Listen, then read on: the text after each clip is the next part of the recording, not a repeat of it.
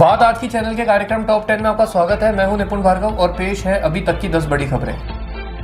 कटिहार में वोट अधिकार यात्रा में बिहार के पूर्व डिप्टी सीएम तेजस्वी यादव ने शनिवार को कहा कि बिहार में मुख्यमंत्री पद पर अब नीतीश कुमार की वापसी नहीं होगी। इस मौके पर तेजस्वी के साथ राहुल गांधी भी मौजूद रहे।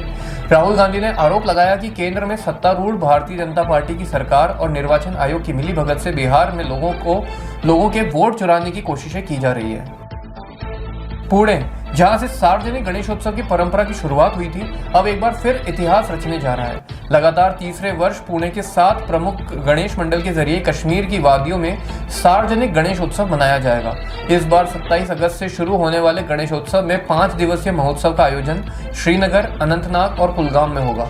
शनिवार को पुणे के श्रीमंत भाऊ साहेब रंगारी गणपति मंडल में ढोल ताशों की गूंज और जयकारों के बीच 3 प्रसिद्ध गणेश प्रतिमाओं की प्रतिकृतियां कश्मीरी मंडलों को सौंपी गई। इनमें केसरीवाड़ा गणपति, अखिल मंडई मंडल के गणेश और श्रीमंत भाऊ साहब रंगारी गणेश शामिल हैं। भारी बारिश ने पिछले 24 घंटों में देश भर में भारी तबाही मचाई है।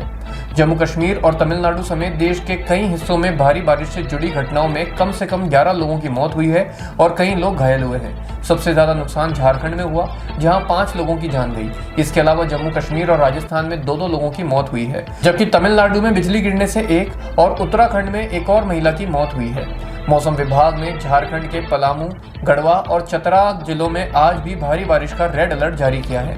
वहीं राजस्थान में भी मूसलाधार बारिश ने कहर बरपाया है। इसके अलावा राष्ट्रीय राजधानी दिल्ली के कई हिस्सों में भी शनिवार को भारी बारिश हुई। मस्जिद विवाद पर सुप्रीम कोर्ट के फैसले के बाद संसद में प्रधानमंत्री नरेंद्र मोदी की घोषणा के अनुसार गठित श्री राम जन्मभूमि तीर्थ क्षेत्र न्यास के पहले वरिष्ठ सदस्य राजा अयोध्या के नाम से मशहूर बिमलेंद्र मोहन प्रताप मिश्र का शनिवार रात 11 बजे के बाद आकस्मिक निधन हो गया। अयोध्या धाम में अपने राज सदन में उन्होंने अंतिम सांस ली। नजदीकी लोग और प्रशासनिक अमला देर रात उनको अंतिम प्रणाम करने के लिए पहुंच गया। उनके निधन से अयोध्या में शोक की लहर दौड़ गई है। बता दें कि बिमलेंद्र मोहन प्रताप मिश्र को कुछ महीने पहले पैर में चोट आ गई थी। इसका ऑपरेशन भी हुआ था। इसके बाद से उनकी सक्रियता कुछ कम हो गई थी। आज अखिल भारतीय स्पीकर सम्मेलन का गृह मंत्री अमित शाह उद्घाटन करेंगे। साथ ही एक खास प्रदर्शनी विट्ठल भाई पटेल की गौरव गाथा का भी उद्घाटन किया जाएगा। इस प्रदर्शनी में भारत के केंद्रीय विधानसभा के पहले निर्वाचित अध्यक्ष विट्ठल भाई पटेल के जीवन और भारत की संसदीय संस्थाओं के विकास से जुड़ी दुर्लभ तस्वीरें और दस्तावेज दिखाए जाएंगे। बता दें कि सम्मेलन 24 और 25 अगस्त को आयोजित किया जा रहा है, जिसमें सभी राज्यों की विधानसभाओं और विधान परिषदों के स्पीकर और डिप्टी स्पीकर शामिल हो रहे हैं। आयोजन में राज्यसभा के उपसभापति हरिवंश नारायण सिंह, केंद्रीय मंत्री गजेंद्र सिंह शेखावत और किरण रिजिजू और लोकसभा की पूर्व अध्यक्ष मीरा कुमार शामिल होंगी। सभी मेहमानों को राज्य अतिथि का दर्जा मिलेगा। किरण रिजिजू ने पत्रकारों से बात करते हुए कहा कि प्रधानमंत्री नरेंद्र मोदी ने खुद को नए विधेयक से बाहर रखने के प्रस्ताव को ठुकरा दिया है। बता दें कि यह विधेयक उन नेताओं को पद से हटाने का प्रावधान करता है जो गंभीर अपराध में लगातार 30 दिन हिरासत में रहे। 3 विधेयक संसद में पेश किए गए थे और भारी विरोध के बीच इन्हें संयुक्त समिति को भेजा गया। रिजिजू ने कहा कि पीएम मोदी ने साफ कहा कि वे भी नागरिक हैं और उन्हें भी कोई विशेष संरक्षण नहीं मिलना चाहिए। रिजिजू के मुताबिक मंत्रिमंडल की चर्चा के दौरान यह सुझाव आया था कि प्रधानमंत्री को इस प्रावधान से बाहर रखा जाए, लेकिन मोदी ने इसका विरोध करते हुए कहा कि अगर भाजपा या किसी भी पार्टी के नेता अपराध करेंगे तो उन्हें भी इस्तीफा देना पड़ेगा। भारत ने अंतरिक्ष क्षेत्र में आने वाले 15 वर्षों के लिए बड़ा रोड मैप तैयार किया है। विज्ञान और प्रौद्योगिकी मंत्री जितेंद्र सिंह ने शनिवार को बताया कि देश 2040 तक 100 से अधिक सैटेलाइट लॉन्च करेगा। इसमें सरकारी तकनीकी मिशन के साथ निजी क्षेत्र की भागीदारी भी होगी। उन्होंने आगे कहा कि यह योजना विकसित भारत के विजन को पूरा करने में मदद करेगी, जहां अंतरिक्ष टेक्नोलॉजी का इस्तेमाल भोजन पानी की सुरक्षा, आपदा प्रबंधन, पर्यावरण और आम लोगों की जिंदगी में किया जाएगा। इस मौके पर इसरो प्रमुख वी नारायणन, इनस्पेस प्रमुख पवन गोयनका और गगनयान मिशन के लिए चुने गए 4 अंतरिक्ष यात्री भी मौजूद रहे। गाजा में दिन प्रतिदिन हालात और खराब होते जा रहे हैं। इजराइल ने शनिवार देर रात को गाजा में ताजा हमला किया, जिसमें कम से कम 33 फिलिस्तीनियों की मौत हो गई। इनमें औरतें, बच्चे और खाने की तलाश कर रहे लोग भी शामिल थे।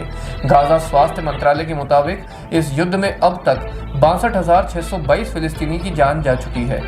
इनमें वो लोग भी शामिल हैं जो पहले लापता थे और अब उनकी मौत की पुष्टि हो गई है। इजराइल के रक्षा मंत्री ने चेतावनी दी है कि अकालग्रस्त गाजा शहर कुछ ही दिनों में होने वाले एक नए सैन्य अभियान में तबाह हो सकता है। केंद्रीय रक्षा मंत्री राजनाथ सिंह और जम्मू कश्मीर के उपराज्यपाल मनोज सिन्हा रविवार को प्रदेश के किश्तवाड़ जिले के चिसौती गांव का दौरा करेंगे। राजनाथ सिंह और मनोज सिन्हा त्रासदी से प्रभावित परिवारों से मिलेंगे और लापता लोगों के लिए चल रहे तलाशी अभियान की समीक्षा करेंगे। रक्षा मंत्री पीड़ितों के लिए राहत पैकेज का ऐलान भी कर सकते हैं। उल्लेखनीय है कि 14 अगस्त को चिसौती में बादल फटने से भारी बाढ़ और भूस्खलन हुआ था, जिससे काफी तबाही मची थी। नवीनतम आधिकारिक आंकड़ों के अनुसार इस घटना में कम से कम 64 लोगों की मौत की पुष्टि हुई है, जबकि 167 लोगों को बचाया गया है। लापता लोगों की संख्या अब लगभग 40 हो गई है। दिल्ली सरकार ने BNSS समन और वारंट सेवा नियम 2025 को अधिसूचित कर दिया है, जिसके तहत अब अदालत के समन और वारंट व्हाट्सएप और ईमेल के जरिए इलेक्ट्रॉनिक रूप से भेजे जा सकेंगे। सरकार का कहना है कि इस कदम से समय की बचत होगी और समन को त्वरित पहुंचाया जा सकेगा। गृह विभाग द्वारा जारी अधिसूचना को पहले ही उपराज्यपाल VK सक्सेना ने मंजूरी दे दी थी। एक वरिष्ठ अधिकारी ने बताया कि ई-डिलीवरी से पुलिस को कागजी कार्रवाई से मुक्ति मिलेगी और वे अपनी ऊर्जा जांच एवं कानून व्यवस्था मजबूत करने में लगा सकेंगे। अब अदालत से जारी समन इलेक्ट्रॉनिक रूप से तैयार होंगे और इनमें संबंधित न्यायाधीश की डिजिटल मुहर व हस्ताक्षर होंगे। इन्हें पुलिस संबंधित व्यक्ति तक व्हाट्सएप या ईमेल के माध्यम से पहुंचाएगी। टॉप 10 में अभी के लिए इतना ही। अगले कार्यक्रम सुपर 30 में आपसे फिर मुलाकात होगी। तब तक के लिए देखते रहिए बात आज की। धन्यवाद।